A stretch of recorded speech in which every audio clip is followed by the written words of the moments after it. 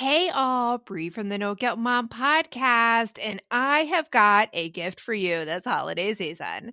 If you love the No Guilt Mom podcast, and I mean love the No Guilt Mom podcast, then tell us about it. Leave us a review, and you can be entered to win a No Guilt Mom gift card. All you have to do is leave a review, take a screenshot, and then simply go to noguiltmom.com/review to enter our giveaway for a free No Guilt Mom gift card, simply for telling us what you think about the podcast. It is amazing. But don't delay. Get right on this, as we're going to be giving away that No Guilt Mom gift card on December 21st. So get right on over and visit noguiltmom.com/review. Welcome to the No Guilt Mom podcast. I'm your host, Joanne Crone, joined here by my co-host, Bree Tucker. Why, hello, everybody. How are you?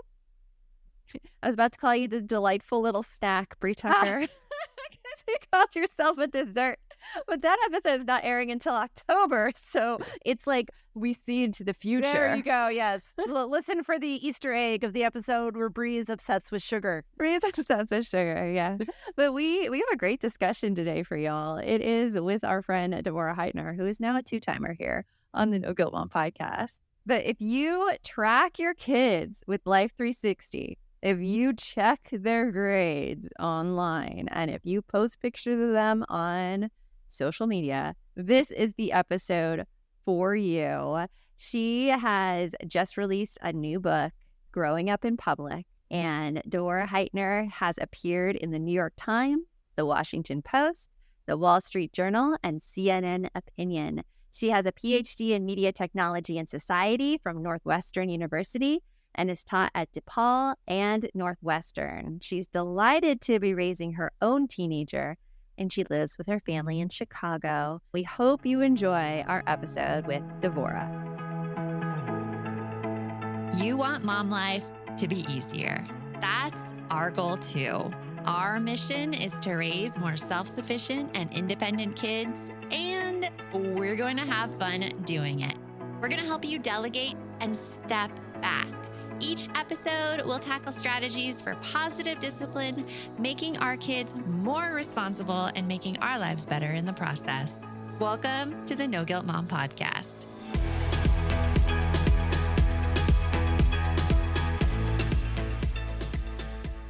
Welcome to the podcast, Devorah. We're thrilled to have you back. Welcome. Thank you. I'm thrilled to be back. I love it when we have a two-timer on. Two-timer, we have to use the two-timer. We keep saying it. I'm not going to get around to getting jackets made because I just think that's too much for me. But I can make a sticker. I'm going to make I'm a two-time podcast sticker. We are big fans of sticker over here. It's definitely something positive there that you need to have. So, Devorah, you have a new book coming out, and it starts with parents oversharing about their kids online and tracking their kids online. And Bree and I are like, oh my gosh, we have so much to talk about here. So can you give us the rundown of what you're seeing in terms of parents oversharing about their kids online? Well, I think parents feel like we have to share, like we're supposed to, because everybody else is doing it. And it feels like if other folks are doing it, are we saying we don't love our kids, that we're not proud of them, that we don't think they're awesome or adorable? So it's tricky because there's like cultural pressures to do it. But I think our kids definitely, when they're older, don't love it. And sometimes they discover that their parents have been sharing their whole lives and they can freak out. So I interviewed a few kids like that for my book, Growing Up in Public, where teenagers kind of got on their parents' social and realized how much sharing had been happening. And then there are other kids who kind of like it too much. And they're like, Mom, share my gymnastics routine and let's see how many likes we get. And that concerns me as well. So I think what we want to do is have a policy for kids who are old enough to consent where we're asking permission. And for younger kids like toddlers, preschoolers, I would just, if in doubt, don't share it out. If they're in their underpants, don't share it out. If you think there's any point where they'll be as a self-conscious teenager, sorry you've shared it, or that you will, or they might get mad at you later. So imagine like their most self-conscious age of like 12, 13, how they're going to feel about it. And there's nothing you would share that you probably wouldn't share anything that would like undermine their presidential run. But you got to remember, people have got their like fourth grade street rep too. And maybe those footy pajamas don't fit in, or maybe playing at home with Legos, even in sixth or seventh grade, even though it's still totally cool. And hey, I know adults who like their Legos, but maybe in middle school, that's not a picture that you want your classmates to see. So it's not even something like underwear might be more obvious. We know that could be embarrassing, but there might be other things where it's like, that's not the public image you want outside of your house. I have examples of this that I could share with you because I have one of each child. I have one child who's like, yes, post me like this. And I have another child who he wants stuff online, but he wants it to be heavily controlled by him. So like his birthday was recently. He wanted to pick the pictures I shared on Facebook along with what I said about it. And that is the only way I was allowed to post anything under his tight control. Right. He's like, look through my PR team. Everything must be vetted. Exactly. Which I'm hearing from you is very healthy, and him like telling exactly what he wants of him out there. Well, and I think it shows that he understands that social media is a performance, which it is. And he may be actually less vulnerable to feeling like everyone else's posts exactly represent their true life and everyone's always on the mountaintop with their hair looking perfect. Yeah, it's funny because he has said he has no interest in social media whatsoever. Now he's 10, but also he's more interested in gaming and stuff. So he probably does see it as a performance and something to be highly curated. But that's got to be a tightrope for you. And I'm curious, Devorah, about your input on this that I'm going to throw out there. In this scenario, Joanne, part of your career is that you have to have social media and that you have to share parts of your life, especially parts of your life as a mother and part of a family. So that does make it kind of, I mean, I'm not saying that it makes it impossible by any means, but it does make it more tricky than the average Joe. So I have a policy of how I do this. And I talk to my kids a lot about this too. Nothing goes out about them without their consent. If I post a picture about them or a funny video, you better believe I've gotten their permission before I put it on there. My son putting on sunglasses and dancing around to Rick Astley's song, he's like, yep, post that one. And in terms of family stuff and like parenting, I never discuss their things. I always discuss my reaction to behavior, if that makes sense. Like behavior in a general sense, and then my reaction and how I change myself and my thing, if that makes sense. But yeah, I mean, other parents, Devorah, where like they're posting online and they're posting how they're proud of their kids, I could definitely say that as a parent, I see that and I'm like, am I not proud of you enough? Like, am I not posting enough? So that's a real fear. But then they're also, I mean, because so much of the work of parenting is invisible, and especially, I'm going to say motherhood, but in general, parenting is invisible. And because parents have been so alone in the last few years and so isolated, I think there's a lot of urge to post to like make visible all the work we put into, you know, like when your kid wins that gymnastics tournament, guess who drove them to practice at 6 a.m. every day, you know? So, I mean, I think we're also in some ways, we're not just bragging on our kids, but we're kind of subtly, but, you know, taking some credit and saying like, hey, I'm a really good parent. And I think it gets really tricky because I totally understand why people crave that kind of validation in a society that really underlooks at what parents do. And again, especially mothers, really doesn't pay attention to and celebrate all the work that we put into our families. But I think it gets tricky for our kids because A, they're getting so much attention for one thing, and maybe that's not a thing they always want to be known for. Or what if they want to quit gymnastics, as having all those routines on, you know, mom's Facebook or Instagram put additional pressure on them. And it can make other parents in the community feel a little bit, you know, it's complicated, right? And I think we all need to check in with our own competitive nature and our own feelings of leftness. You know, if you have a kid who has struggled to go to sleepaway camp and you're watching everyone say sleepaway camp is the best and my kid's doing so great, or you're watching everyone on vacation and that's not a financial or, you know, time reality for your family right now, it can be really painful. And I think sometimes we just need to curate our feeds, take a break from social media. But I also think that at least we can try to not consistently overpost, you know, just like achievement kinds of posts or posts where we're complaining about our kids. Again, I think we do that out of a sense of humility and seeking community, but there may be other ways to talk about behaviors that are challenging, situations that were challenging. And again, for you as someone who is coaching folks in this field, I think it is a little different, but even so, I think there are situations that you probably keep private or talk about or anonymize in some way. Or, you know, I know in the book, I offered people a lot of different anonymity and change details. And I think there are ways to do that so that your kids are not subject to the scrutiny of, oh, you had a meltdown at McDonald's. You know, that's not really anybody's business at a certain point. right? And we wouldn't want, like, if I had a meltdown at the airport missing my flight and started to cry, I wouldn't want to be videotaped and shared. So what do you think would be a good piece of advice to somebody that's now going, oh, I probably should go back and look at my social media and like involve my kids? Is it just starting that conversation of just being like, hey, my lovely preteen, come over here. Let me show you the world of Facebook. I'm going to let you see what I've had on here since you were born. You might want to do a pre-edit before you even sit down with them, and you can make some photos go on private. I definitely did that when my kid got more invested. And if you look at me on Instagram, you'll be like, wait, she has a kid? I mean, my kid doesn't let me post him at all. So, but even on Facebook, where I've been for longer, and I did post when he was younger, I've gone back and set some photos to private or taken them down. So you can definitely do that. And the challenge is we default to the easiest sharing and the easiest public album, and we think about the grandparents or a set group of people. We're not thinking about the wider audience. So a huge thing we can do is just only share within the family, either via text, or I make a calendar every year for the grandparents. And my kid's very private, doesn't love to be photographed. So if I am going to take a picture, I'll be like, okay, we need 12 for the grandparents for the calendar. You know, that's what we need. Like, once you get your 12, and think about, were there even 12 pictures of you in a year as a kid? Like, I have certainly years from my junior high where I might have only had a school photo and like a Hanukkah picture or a birthday picture.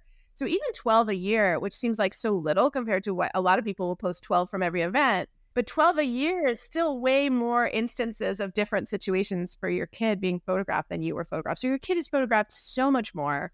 And I mean, I love having photos that are real, you know, that are not the ugly school photos that we all had, that our parents had the wallet size of. But I do think there are times where we also want to just enjoy the moment with our families on vacation or at home and not be getting out our phones and taking a picture. So, and there's actually research as we remember things better when we don't photograph them sometimes. So if you're thinking this is a peak moment, I want to remember it, maybe just encode it into your head. That's funny because there are a lot of instances growing up where it was just how my family was. My dad is the one who had 3 cameras on vacations and wanted to capture every single photo. And so like the photos that I take now of my kids, I always compare to my childhood. I'm like, well, we don't do that. We don't make you pose for the photo and take it with 3 separate cameras just to make sure we got it and to make sure that the roll of film was okay. So that's one thing I could say, but I never thought of that before. That there was not that many pictures of me growing up at every stage and age. I mean, my kids probably have pictures of every day of their life in some extent on some device. And even in terms of body image, what I learned talking to Stephanie Zerwas, who's an expert on preventing eating disorders and treating them, is that although most kids thankfully will not develop an eating disorder, we're all living in a culture where there are a lot of body image issues. And it's important to recognize that, especially in the years where kids' bodies change a lot and they need to gain a lot of weight going through puberty and their body's going to change very quickly, we may want to take more face pictures and not as many full body pictures in those years, especially for sharing, because we don't want to give our kids like an archive of things to ruminate over with their bodies. And so like extensively documenting our kids, especially again, full body photos or like bathing suit photos and that kind of thing in those years, it may be better not to, because again, we don't have that kind of data for ourselves, and it may not be a great thing for some kids. And again, she's talking, you know, from her population that she's working with, many of whom are folks with EDs, but she's seeing them, you know, really ruminate over those photos. So it may just be a good precaution for everyone, even if you're not super concerned about that risk right now, to just go with a less is more approach, especially in the puberty years, which also are the years when most kids want more privacy anyway and would prefer to have a little more control over what you share. I mean, the few photos that exist for me from the puberty years, I wish they didn't when I had them, because I ruminated over those body photos. You bring up an excellent point. There is such shame in seeing how you are and comparing yourself to other people like that at that age when everything's changing. At the same time, when I see my own daughter go through those things, I wish I had more of those photos to show her and be like, hey, you're not alone here. Here you go. Like you can take this stack of my photos right here, just as a little consolation, just to say like, it's not okay, but know that I know where you're coming from. I know where you're coming from. Just to say that my pain and suffering was worth something. Here you go. Yeah, that really gets misconstrued fast. I really liked Are You There, God? It's Me, Margaret, because so many media representations of teenagers, they have like 30-year-olds, you know, with perfect skin playing teenagers. And I mean, the kids that got cast in Are You There, God? It's Me, Margaret were still quite cute and adorable. and definitely like more groomed than your average 11-year-old going to school every day for sure. But they still looked like they were 11, which was nice because I think any kind of realistic representations when we see tweens or teens that actually look like kids and teens do. I really liked the international show Scum, which had actors, but also some like newer actors. And one of the comments people said is, oh, some of those actors had acne, right? They look like teenagers. They don't look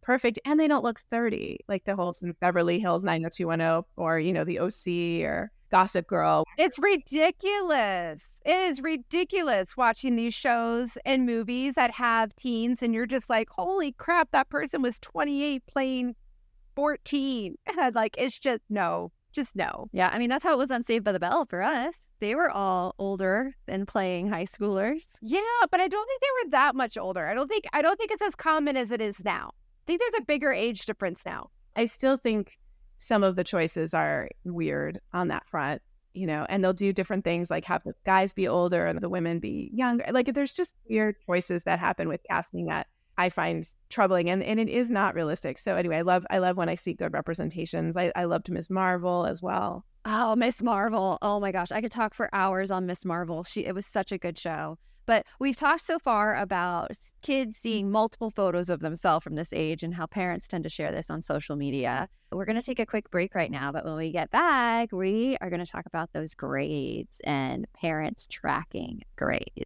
We're hitting that time of year where my brain gets so overloaded in December that I look for anything to make life easier. And I have to say, Brie, that Green Chef is one of those services. Yes, Green Chef is there to take away the dreaded, oh my goodness, what are we going to eat for dinner tonight? You can eat clean all holiday long with over 80 weekly meal options each week, featuring things like quick and easy, protein-packed, calorie-smart, or my personal favorite, the keto options. And you don't have to lose track of healthy eating habits during the holidays because every Green Chef customer gets a free session with one of their registered dietitians who can walk you through how to make clean eating work for you, which is very cool. And I have to say that I have been loving their recipes lately. They put things together I have never thought of. This week, we're trying the lemon basil caper pork with sauteed cauliflower, bell peppers, almonds, and feta cheese, my favorite. Their recipes make it so easy to support my wellness goals without skipping on flavor. For Green Chef's best deal of the year, get $250 off with code NGM250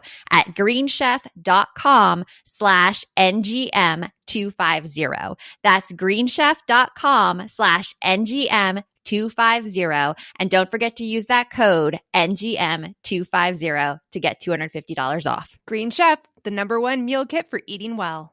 This message is sponsored by Greenlight. It is so hard to raise kids who know how to manage money. Brie, right now, my kids are all about earning money for presents. My daughter wants to get presents for all of her friends, and my son is doing a Secret Santa with his friends. Oh, I hear you. And if you're looking to raise kids that are financially responsible, we have got a lifesaver recommendation for you that you need to check out. It is Greenlight. Greenlight is a debit card and money app made for families that gives kids and teens an easy and fun way to gain financial literacy, all while giving parents peace of mind. You can send instant money transfers, automate allowance, and even keep an eye on kids' spending with real-time notifications. Meanwhile, your kids can begin their journey towards financial autonomy by learning how to save, invest, and spend wisely. So sign up for Greenlight today and get your first month free when you go to greenlight.com/NGM. That's greenlight.com/NGM to try Greenlight for free.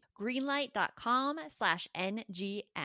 Now that we've talked about the photos that exist about kids on social media, let's talk about something else that parents tend to track, which is grades.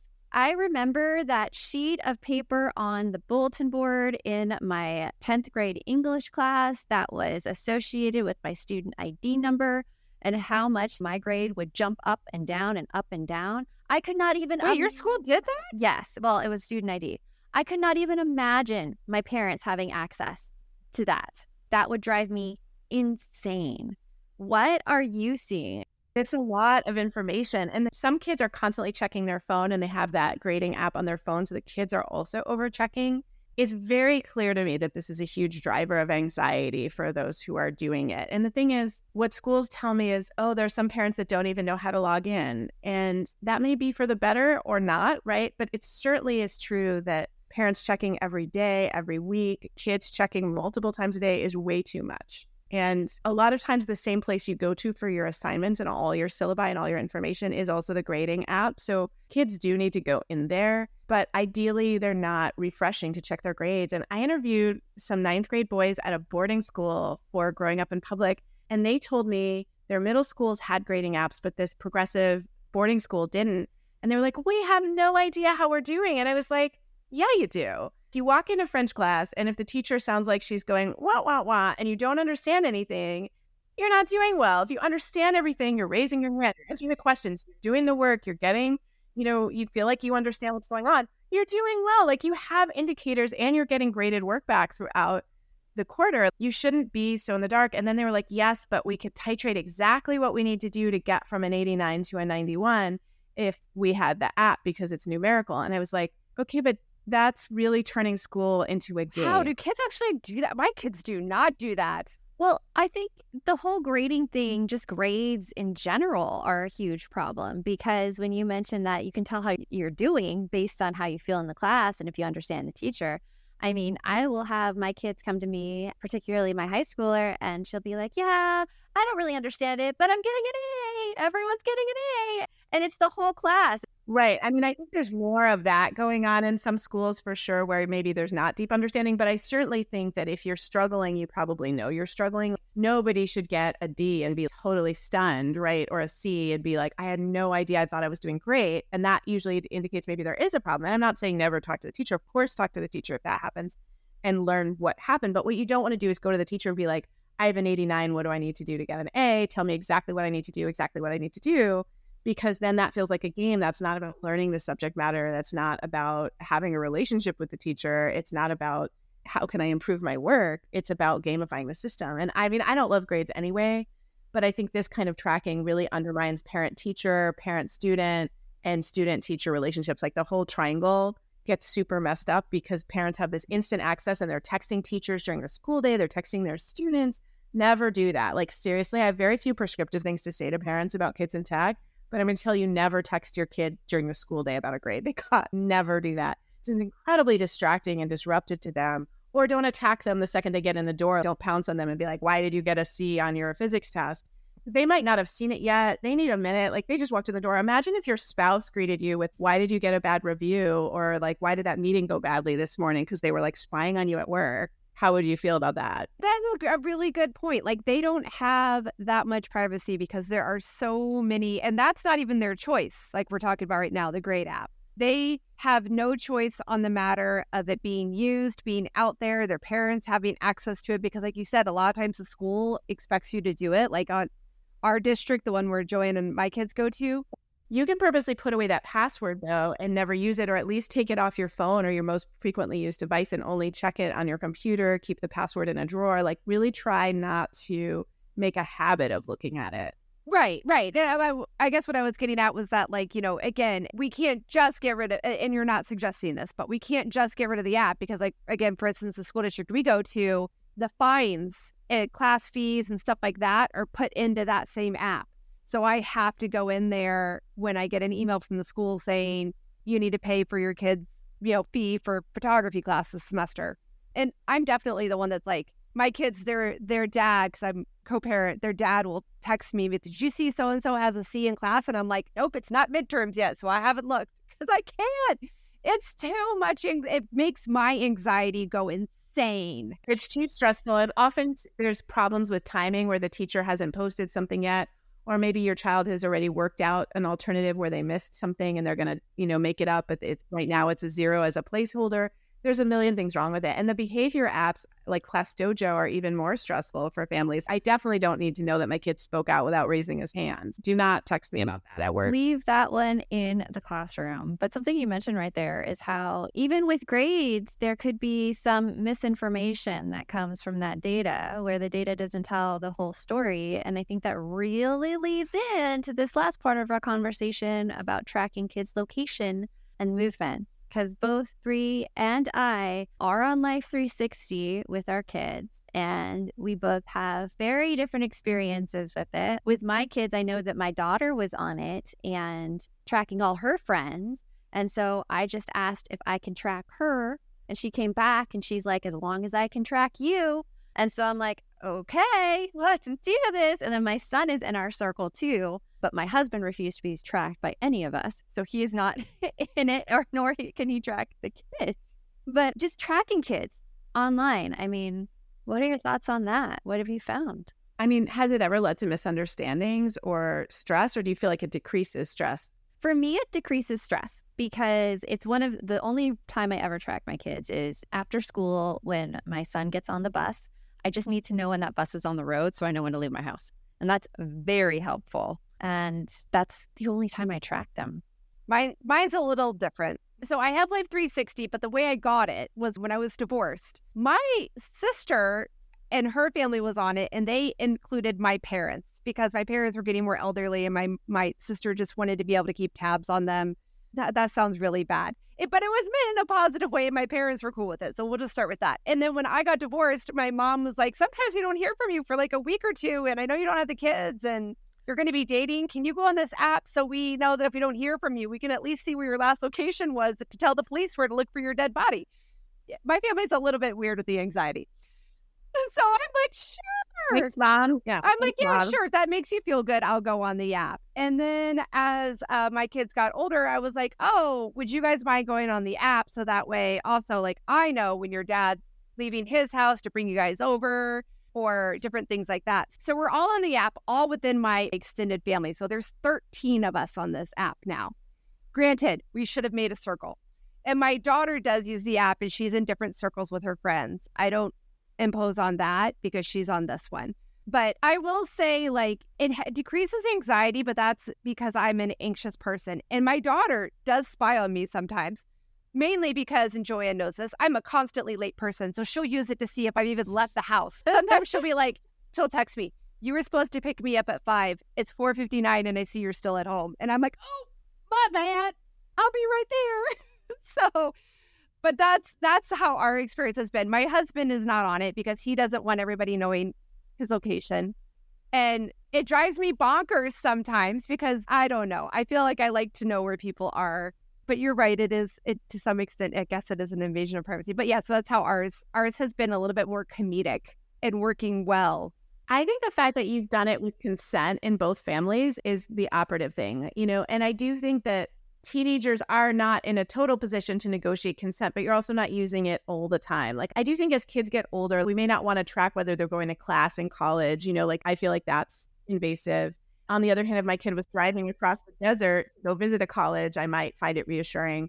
I really think that families need to find their level of comfort, but I have talked to families where it led to more misunderstandings and more anxiety because they felt like, why isn't my kid telling me they're stopping at this person's house? And I'm like, is your 17-year-old allowed to have any relationships with people you don't know? At what point are you going to say it's okay for them to be on their own schedule if they're not skipping school or missing work or whatever it is, or like missing things at home that they're supposed to be there for? And I think about that. That is a key feature of the autonomy we want young adults to have. We don't want them, if you don't want them like living in your basement when they're 25, the work they need to do is like, what will I do if I miss the bus? What is my plan if my ride doesn't come? How am I going to solve this problem? Or maybe I am in a relationship that I'm not ready to share with my family yet, or whatever. And that has to be okay because kids need the space to become their own people. And what I worry about is overly geo-tracking them, not giving them the space to sort of get out of their own scrapes and minor problems, and also feeling like that's a substitute for communicating with them and letting them choose to tell us things, especially also if we make it a condition of financial support. Like, I think telling your kid, I have to follow you in college or I won't pay your tuition, feels a little bit forced. I'm not that far along. That's a thing. It's pretty extreme though. And I feel like it's like borderline, or maybe abusive, because if that was your romantic partner and they were saying that, you would be very troubled. And I think that, that analogy only goes so far. And obviously parenting is a different relationship than an equal partnership. But at the same time, do you want to accustom your kids to that level of surveillance in any of their relationships? I mean, the kids are opting into a lot of geo-tracking with their friends. And I find the Snapchat or Life 360 with friends also can lead to a lot of hurt feelings. I cannot understand why they do it. Like, why do they do this? Put themselves in circles and be like, oh, look, Audrey and Kara are together and they haven't invited me. Like, I couldn't handle that. FOMO. There's so yeah, much that would be hard. FOMO. That is rough. I agree. I would feel the same way. I mean, I find even Facebook and Instagram can lead to that, and that's not usually real-time location shares. My friend group is mostly posting after, but I'm still like, wait, you all went to a play? And sometimes I'm even like not home. I travel a lot for my work, so sometimes like I couldn't have been there, but I still feel bummed out. But it's interesting. So I would feel that way. But I talked to my daughter about this, and she assures me she doesn't feel that way. She's like, oh yeah, they're hanging out. That's cool. What was the result of your research? Overwhelmingly, were kids okay with that? Like you were saying, they're opting in. So are they overwhelmingly okay with that? They say they're okay, but they're not all okay. I mean, I would say, they feel like they don't want to be invisible. They don't want to take themselves off the snap maps because they don't want to sort of be dead to the world. They want everyone to know where they are, even if they're sitting at home, which most kids most of the time are sitting at home. I talked to one teenager on a Saturday night at his house, and most of his friends were home at their house. It wasn't like everyone was at a party. But he was just like, it does make me feel good just knowing what everyone's up to. And, oh, look, somebody's out of town and someone else is visiting family in Chile. And I was like, wow, that is so intense that you can see that. But as a privacy-loving Gen Xer, I do find it disconcerting. I'm like on the fence about it. I'm still looking to see what the effects are on my kid and how it's affecting me as well. But it's interesting, the tech available for sure. Tell us more about your book. One of the things I really was so excited to learn was how much kids are sharing about themselves, and that makes a lot of parents really nervous.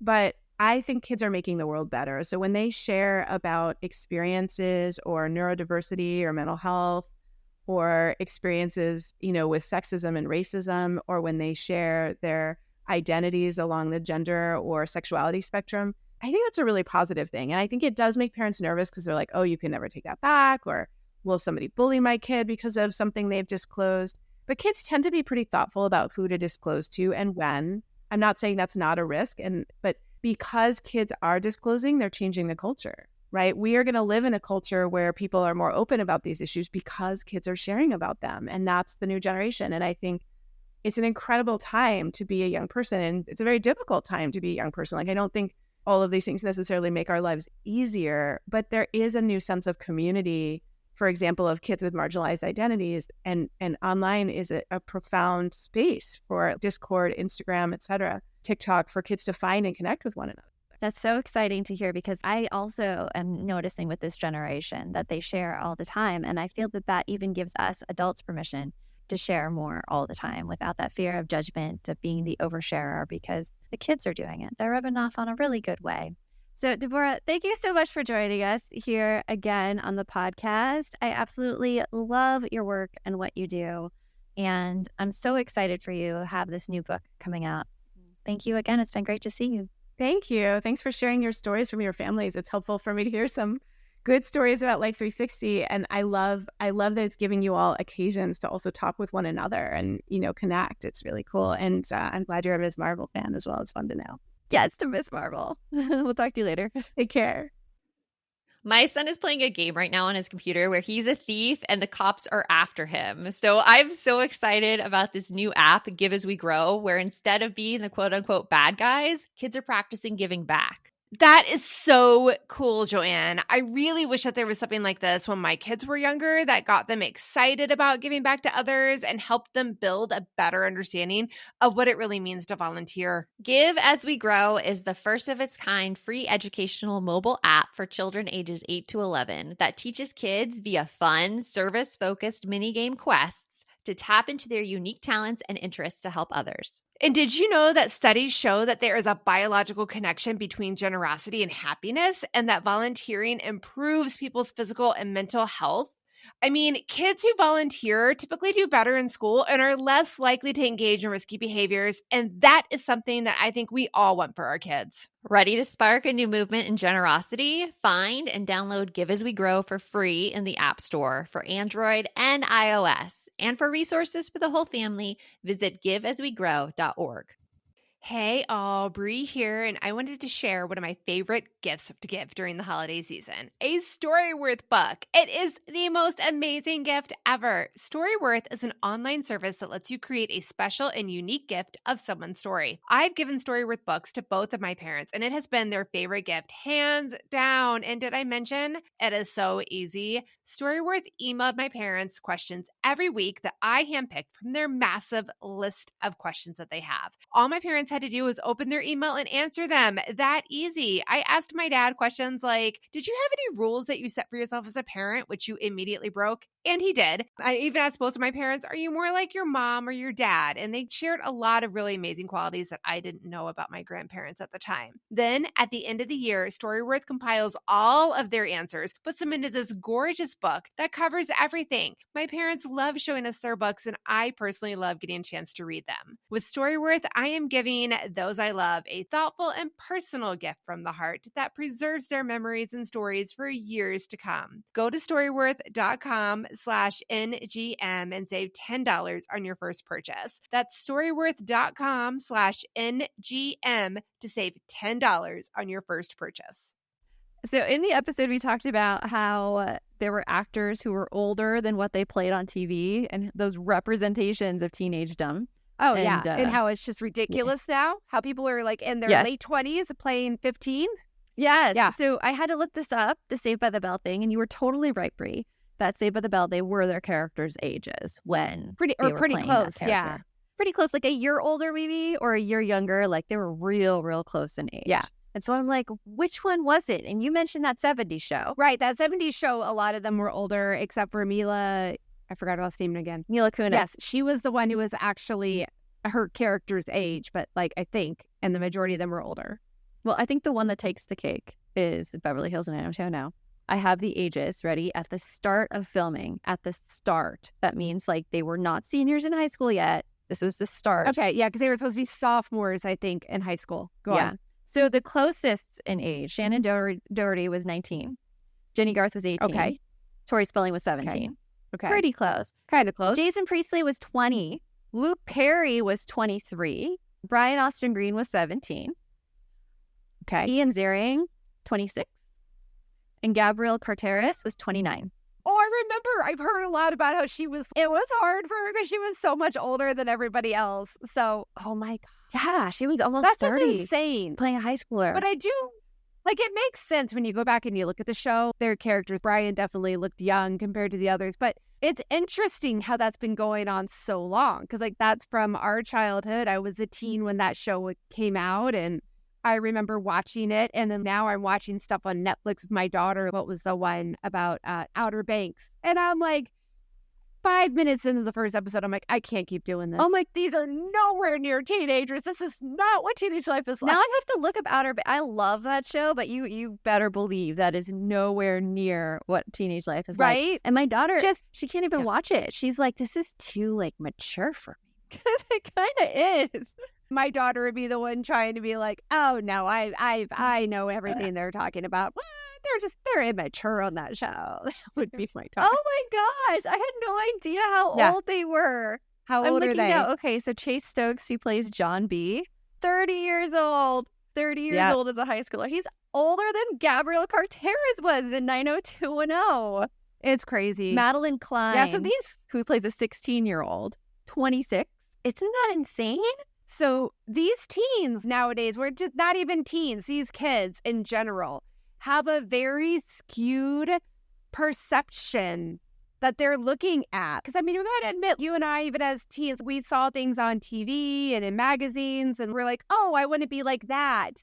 And our kids are seeing these things that are just unrealistic. The Outer Banks characters are older than 90210. And I always held 90210 as that unrealistic teendom. But now it's happening more today than it was. I'll have to show back you then. more. Oh my gosh.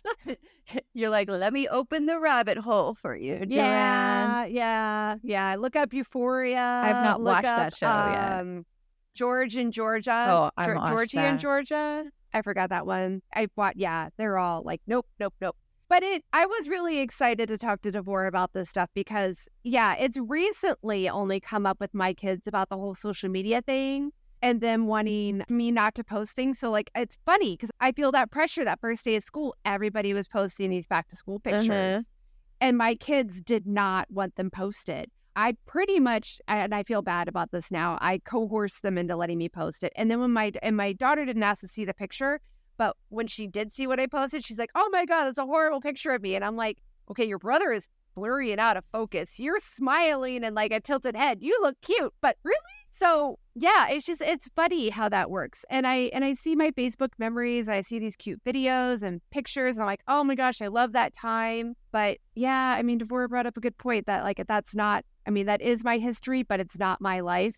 That's their life that I'm putting out there on blast. I did the same thing this school year. I posted their pictures and they were less than excited. And I talked them into it with, "Oh, it's going to be on memories." So it's definitely something I'll think about next time. I will, however, do the parent picture. If they refuse to do it, I will just be taking that one picture I put of me and Josh on there. And sometimes Josh didn't even want to be in that parent picture. It'll just be me, Brie. I'll just be like, "First day of school," with like happiness on my face because the kids are going back. Oh, geez. They can't stop that. That's interesting. Can't stop that. That is my own experience. I feel like I'm hearing Journey in my head right now. Don't stop believing. Okay. But if it is, but anyways, like if we are posting these pictures as a celebration of our own achievements, why don't we just post ourselves as a celebration of our own achievement? That is a very, very good point. It is like, I survived another summer. I survived another first day of school. Did it. I'm so proud of my kids getting older. Next year, life is awesome. We need those blackboards that kids hold in front of them. Be like, "I have a 11th grader and 6th grader. I like margaritas." I could do that. We should. I'll do it. We should. We need to start a mama movement with that, which again, I'm going to put Easter egg for y'all. Listen for that one in October. It's like you could tell the days we film podcast episodes. If you really go back and piece them together, you'd be able to see. Also, we're wearing the same clothes, so you could tell from there too. Yeah. But anyway, until next time, remember, the best mom's a happy mom. Take care of you. We'll talk to you later. Thanks for stopping by.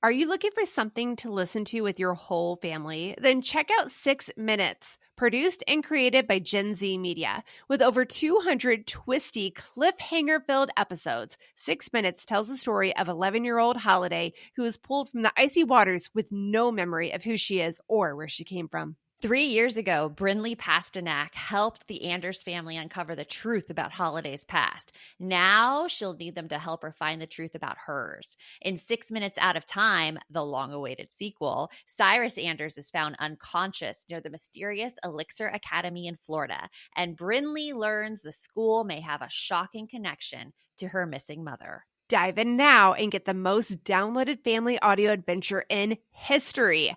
Follow 6 Minutes wherever you get your podcasts. You can listen early and ad-free with the GZM family subscription.